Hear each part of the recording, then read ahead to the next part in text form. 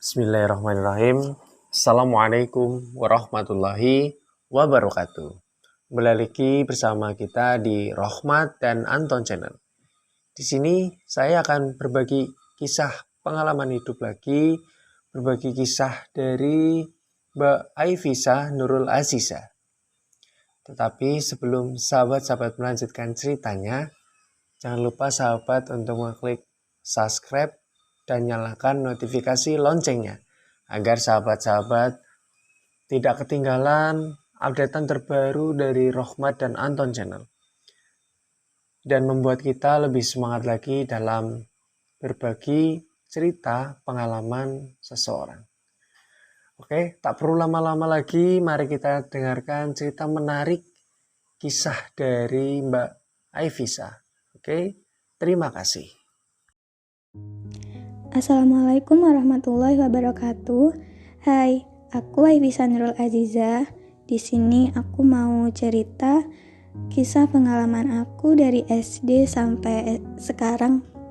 Tapi sebelum kalian dengerin cerita aku, jangan lupa like, comment, and subscribe channel ini ya.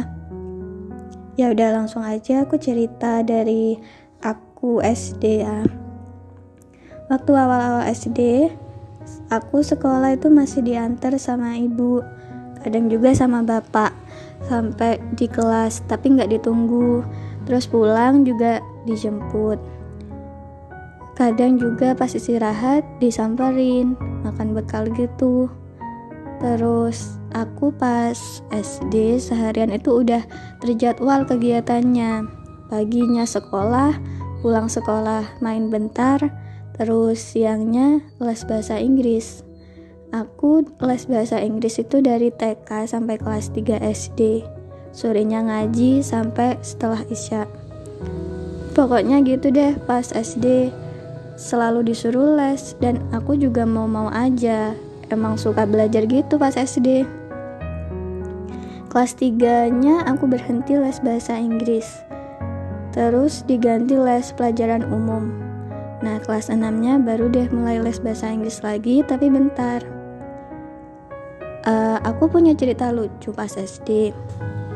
Aku ingatnya kalau udah kenaikan kelas itu, aku deg-degan, takut gak naik kelas. Biasalah, anak SD kan emang gitu, kalau udah mau rapotan itu deg-degan, takut gak naik, takut gak dapat peringkat. Nah, ternyata kelas 1 SD itu aku dapat peringkat 2. Anak SD peringkat 2 kan udah bagus sih nilainya. Nah, itu yang ambil raport pas SD itu ibu aku ngasih tahu kalau aku peringkat 2. Tapi aku tahu kalau aku peringkat 2 itu aku malah nangis. Bukan nangis seneng gitu, tapi nangisnya sedih karena nggak bisa dapat peringkat 1. Padahal kan peringkat 2 masih SD itu sudah bagus. Seumuran anak SD itu aku sukanya main gitu. Habis mandi sore aja masih main kan kalau anak SD. Kalau udah asik main, aku sulit gitu disuruh ngaji. Sampai si ibu itu pernah marah ke aku, gak usah ngaji gitu. Pokoknya aku sulit ngaji kalau udah enak main, gimana kayak anak kecil gitu. Anak kecil kan emang susah buat ngaji.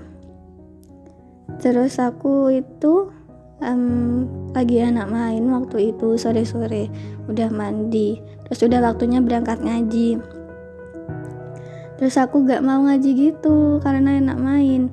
Ibu marah, katanya gini, dia bilang, aku inget, pokoknya dia bilang, ya udah gak usah ngaji, berhenti gitu. Kan aku takut, jadi aku ya berangkat ngaji, terpaksa gitu berangkat ngajinya karena keenakan main, masa iya aku ngaji gitu kan. Terus sambil nangis ngambek gitu. Terus aku kan udah gak mood gitu mau ngaji karena kasihkan main. Nah, aku berangkat ngaji tuh gak sengaja aku nutup pintunya tuh keras banget sampai kedengeran ibu yang di dalam rumah. Terus ibu itu teriak sambil ngejar aku karena aku nutup pintu kayak gitu. Mungkin ngiranya ya aku ngambek gitu kan. Ya, tapi emang ngambek beneran sih, karena kan enak main disuruh ngaji gitu kan. Terus ibu dari dalam tuh teriak gini, gak usah berangkat ngaji, berhenti ngaji aja. Terus sambil keluar gitu, aku lari pas ibu teriak sambil keluar rumah gitu. Aku lari kan, takut. Sampai karena ya ibu keluar, gara-gara aku nutup pintu keras gitu, padahal aku kan gak sengaja. Pokoknya ya gitu deh, kalau gak ngaji diomelin gitu, gak usah ngaji. Padahal kan ya gimana namanya anak kecil itu kan suka main. Wah gitu, itu cerita aku pas ngaji itu ya gitu. Sering banget kayak gitu karena keasikan main. Kalian jangan ditiru ya. Kalau terus apa ya, pokoknya pas SD itu aku lebih deketnya sama bapak. Kan dimanja gitu kalau sama bapak, minta apa-apa langsung dibelikan. Kalau ibu kan pasti dibelikan, tapi itu ngomel dulu kalau ibu-ibu. Ya gitu, ibu aku juga kayak gitu. Apalagi kalau berangkat ke SD diantar bapak jalan kaki, baru nyampe tuh udah dibelikan mainan. Terus ditambah uang sakunya yang biasanya 3.000 jadi 5.000 gitu kalau sama bapak. Pokoknya lebih deket sama bapak karena bapak itu ngemanjain. Masa-masa SD itu aku dominannya senang-senang gitu sih. Ya senang-senang main, senang belajar bahasa Inggris. Terus ya itu kurang senangnya kalau udah asik main disuruh ngaji. Itu sulit banget aku disuruh ngaji kalau kayak gitu. Terus ya lanjut di masa SMP aja deh. Aku SMP itu sekolahnya di MTS. Awalnya tuh lebih milih pengennya sekolah di SMP daripada MTS, tapi lama kelamaan lebih mau ke MTS karena di sana ada program HEC gitu, kayak belajar bahasa Inggris selama 1 bulan penuh. Karena ya aku emang suka belajar bahasa Inggris dari kecil. Selain itu di MTS juga ada, katanya sih ada kelas unggulan. Nah aku tuh pengen masuk di kelas unggulan biar bisa ikut program HEC itu, karena kelas lainnya itu gak ada program kayak gitu selain kelas unggulan atau kelas yang A. Dan alhamdulillah aku berhasil. Dari awal kelas 7 sampai 9 itu udah termasuk full day sih sekolahnya. Pagi masuk jam 6:30, kelas reguler jam 1 udah pulang. Tapi yang kelas A itu ada tambahan bimbel, jadi jam 2 pulangnya. Kadang hampir mau asar itu pulangnya, apalagi kalau ada tambahan ikut ekstra. Jadinya itu kadang jam 4 pulang, kadang jam 4:30. SMP itu aku juga ikut sedikit ekstra sih. Terus karena aku masuk kelas unggulan ya katanya, soalnya kan kelas A katanya sih dominannya itu anaknya unggulan gitu, tapi ya enggak begitu sih kalau menurut aku. Jadi kelas-kelas lain itu banyak yang gak suka sama kelasku. Ya mungkin iri sih. Jadi pernah pas kelas meet kan ya, kelasku itu menang di semifinal gitu. Nah kita kan kalau udah menang di semifinal itu kan ada lomba lagi gitu kan, diadu lagi sama kelas yang kayaknya paling ngebenci kelasku sih ini. Dominannya anak-anak kelas ini tuh kayak nggak suka di kelas A ini, kelas yang aku tempatin, apalagi cewek-ceweknya kan. Dan aku itu masih ingat waktu itu lombanya balap karung.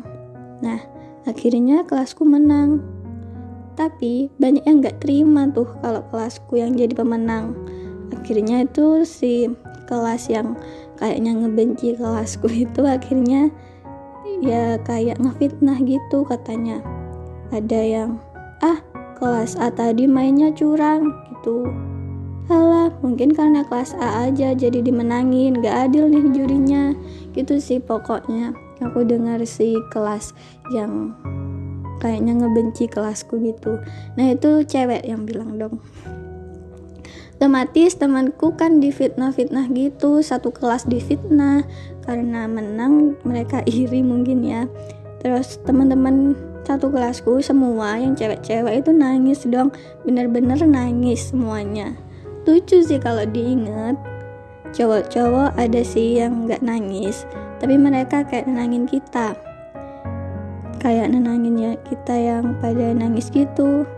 Katanya ya gini, udah gak usah nangis gitu. Cute banget emang sih masa SMP itu, bocil-bocil gitu.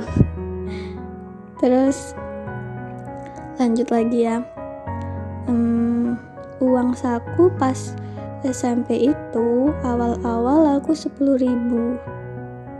Pas kelas 7 itu aku 10.000 sih uang sakunya.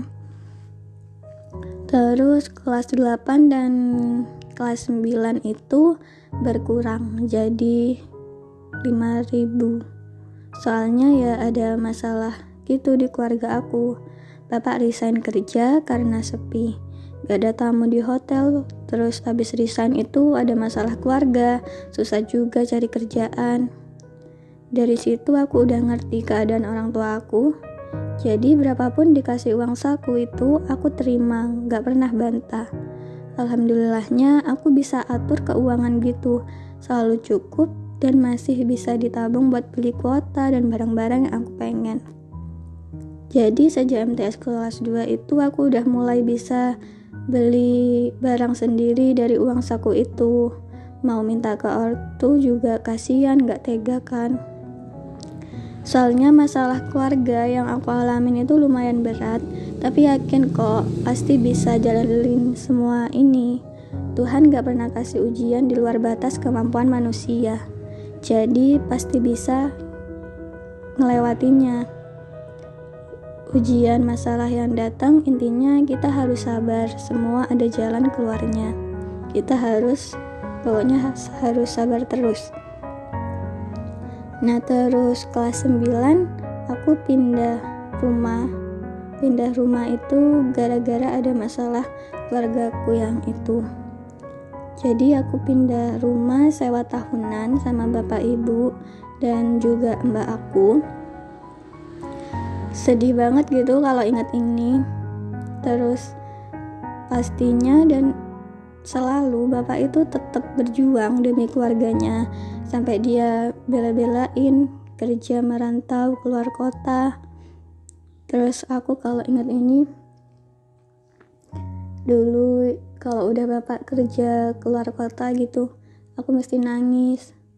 Tiap malam nangis gitu, tiap malam nangisin dia karena kan gak kumpul gitu kan. Apalagi aku pas kecil lebih dekatnya itu dekat sama bapak. Terus pas ada masalah kayak gini, bapak lagi kerja keluar kota, aku tiap malam nangis, kepikiran gitu, kasihan sama bapak. Tapi ya gimana kan, kita harus sabar dan pasti bisa ngejalaninnya. Terus aku pindah rumah itu sampai 3 kali, dari SMP sampai sekarang ini udah ketiga kalinya aku pindah rumah. Ya sewa tahunan gitu. Terus ya gitu deh, pokoknya cerita SMP aku ya ada seneng, ada sedihnya juga. Terus pas SMA deh ya, aku mau cerita yang SMA aja deh nih. Terus setelah lulus MTS itu aku daftar di SMA negeri. Aku sekolahnya di SMA jurusan MIPA, sedikit jauh dari rumah. Jadi aku berangkatnya diantar, pulangnya juga dijemput. Kadang juga sama teman berangkat sama pulangnya itu. Pas SMA juga itu aku makin ngertiin keadaan orang tua kayak gimana, makin paham gitu sama apa yang dialamin. Uang saku pas SMA itu aku 30.000 buat 1 minggu. Sekolahnya itu kan sampai hari Jumat full day gitu kan, tapi pulangnya sore. Jadi 30.000 itu harus cukup buat 1 minggu. Sering bawa bekal juga biar ngehemat uang jajan. Apalagi SMA itu banyak banget tugas kelompok, beli ini, beli itu. Jadi kan harus lebih pintar ngehandle keuangannya. Apalagi yang uang saku aku cuma 30.000. Jadi ya harus benar-benar bisa ngehandle uang aku itu buat kayak kalau ada tugas kelompok, beli ini, beli itu. SMA kan kayak gitu ya. Tapi ya alhamdulillah 30.000 1 minggu itu cukup buat aku. Dan aku bisa beli kuota internet tanpa minta tambahan lagi ke bapak ibu. Kadang juga kalau mereka ada rezeki ya ditambah. Terus pas SMA juga mau beli ini beli itu, aku juga pakai uang saku itu. Kalau nggak dikasih ya nggak minta gitu. Terus aku di SMA juga pernah ikut lomba olimpiade, tapi lebih banyak ikut lomba pas MTS sih. Pas SMP aku lebih banyak ikut lombanya, meskipun cuma dapat sertif, tapi kan nambah pengalaman. Waktu SMA, aku juga pernah jadi salah satu siswi akselerasi. Lulusnya yang 2 tahun gitu. Aku kejar kredit semester, biar orang tua nggak terlalu banyak bayar uang sekolah kan.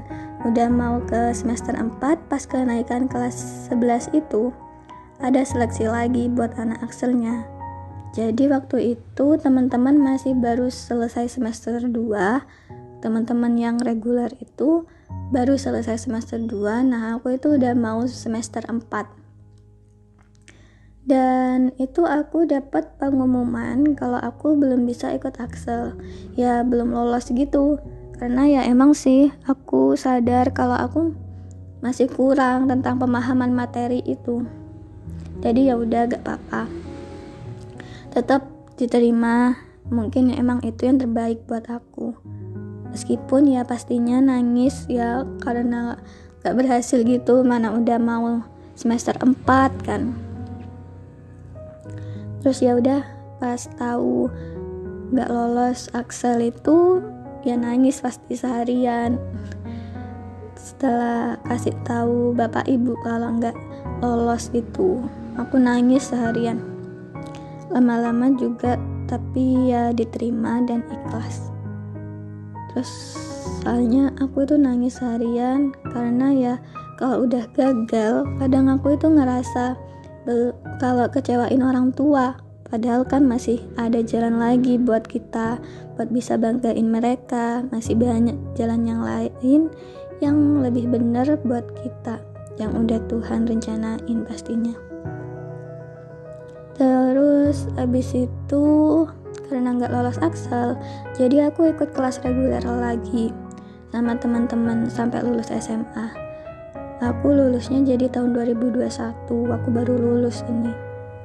Aku juga punya cerita pas SMA yang pastinya aku gak bakal lupa sama kejadian ini. Waktu kelas 11 aku ikut kelas reguler kan, jadi aku ulang lagi materi-materi itu dan ikut ujian bareng-bareng temen. SMA aku dari awal itu udah pakai HP pembelajarannya, jadi ke sekolah wajib bawa HP. Bukunya itu ya e-book gitu. Di situ HP aku udah kapasitas rendah, gara-gara banyak file dan lain-lain. Mana itu HP penyimpanannya kecil banget, cepat lowbat juga. Terus gara-gara sering dipakai tuh HP berjam-jam, jadinya rusak. Sempat gak pegang HP sekitar 2 bulanan. Karena emang rusak dan mau beli masih belum ada uang. Jadi sekolahnya pinjem gitu ke teman sebangku, gantian. Terus sampai mau ujian itu aku bingung, gak punya HP, mau minta ke orang tua itu gimana ya. Ya bapak ibu itu juga udah tahu kalau HP aku rusak, tapi aku yang nggak berani buat, aku butuh HP buat ujian, nggak berani gitu. Aku ya diam, kadang ya nangis juga, bingung kan, takut kalau gak bisa ikut ujian gimana. Terus jadi uangnya mau buat HP tuh nggak ada. Jadi pas mau ujian dan sebelum ujian aku tuh ya berdoa biar dikasih kemudahan dan kelancaran rezeki gitu, biar bisa beli HP buat ujian gitu kan. Pokoknya minta kemudahan dan kelancaran, selalu berdoa kayak gitu. Terus pas sebelum ujian dilaksanakan itu kan biasanya simulasi kita ya. Nah simulasi kan harus pakai HP. Siang kayaknya simulasinya waktu itu deh. Terus bapak itu tiba-tiba ke sekolah sama mbak aku dipanggil sama si pak satpam sekolah ini, suruh ke depan karena ada orang tuanya. Gak taunya tuh ya bapak pas ke sekolahku, bapak itu bawa HP baru buat aku, dan itu masih di dalam box, ada tasnya juga, benar-benar baru kan dari toko. Gimana ya, aku ya senang, bersyukur, terharu banget gitu. Tuhan itu tahu apa yang dibutuhkan seseorang hambanya, dan alhamdulillah bisa ikut ujian waktu itu. Senang juga punya HP baru, jadi kan gak perlu pinjam ke teman, malah aku bisa pinjemin teman yang lagi butuh. Itu sih cerita masa SMA aku yang gak aku lupain. Terus cerita lucunya sih apa ya, cerita lucu pas SMA. Aku pas SMA itu juga ada study tournya itu di Jogja. Ada pengalaman sama teman. Pas di Jogja itu kita tuh nginap di salah satu hotel. Nah setiap kamar itu udah ditentuin kalau per kamar cuma 4 orang. 2 orang lainnya ini itu beda kelas sama aku, jadi kita nggak begitu akrab. Di hotel kan sekarang kalau kunci pintu harus pakai card lock. Jadi 2 orang teman yang beda kelas itu lagi keluar dan bawa card lock itu. Sisanya aku sama teman sekelasku ini. Posisinya aku sama temanku ini lagi makan di kamar.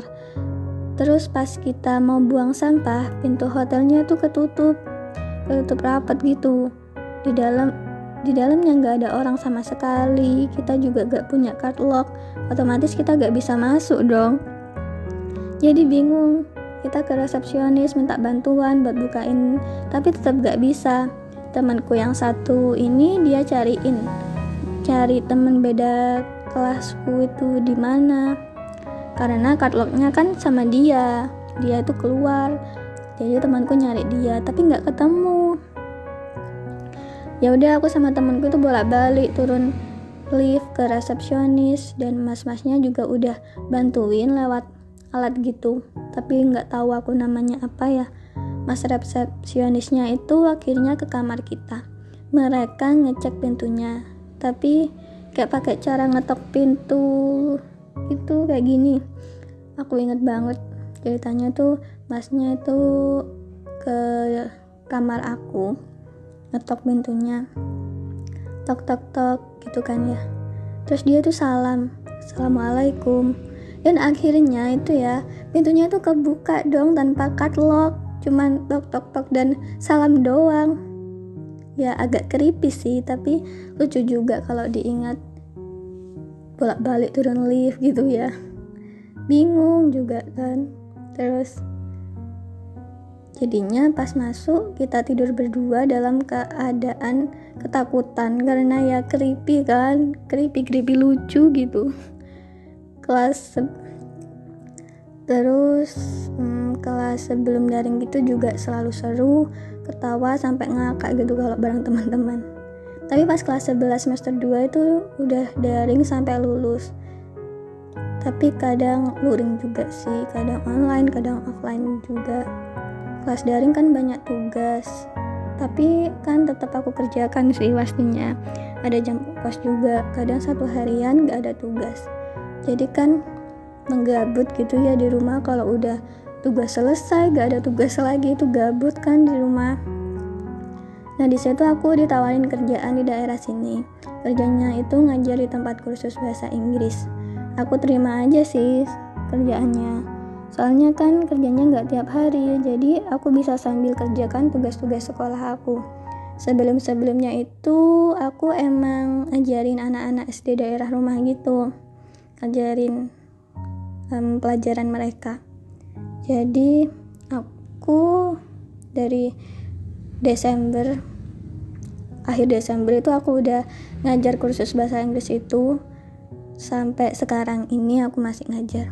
Alhamdulillah ya, dapat uang tambahan buat jajan sama sedikit kasih ke orang tua. Aku pas SMA itu ada kesempatan SNMPTN, tapi masih belum rezeki di SNM kan. Pas buka pengumuman itu aku ditemenin bapak, terus ada gambar merah tuh, hampir 1 layar kan warna merahnya. Nangisnya dan ngerasa belum bisa banggain bapak ibu.